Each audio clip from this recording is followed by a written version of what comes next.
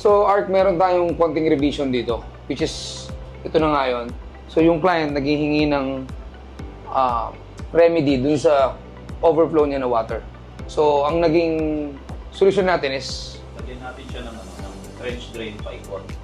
Then yung trench drain na yun, ang pupuntahan niya is doon pa rin sa infinity tank. So, nag-provide tayo dyan ng mga, may pipes pa rin yan sa ilalim. So, kung makikita yung section, kung meron tayong section yan, nakikita yung detail ng ng trench drain niya. So may pipes pa rin yan, gagamitin natin yung pipes pa rin natin para matibay na 2 inches. Then ang nangyayari dyan, lahat ng water na mapupunta sa overflow na trench is mapupunta pa rin siya sa infinity tank. So dito babagsak pa rin. Kasi hindi nga tayo pwedeng maglagay, di ba, ng ng Yes, kasi magkakahangin lang yun. or drain sa Yes. nakadirekta sa sa pumps natin, di ba?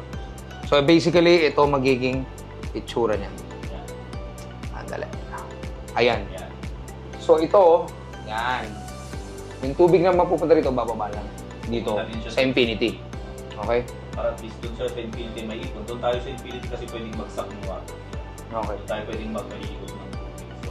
So, Okay. Sige, present na natin sa client to. Okay? sa Okay, client. sir.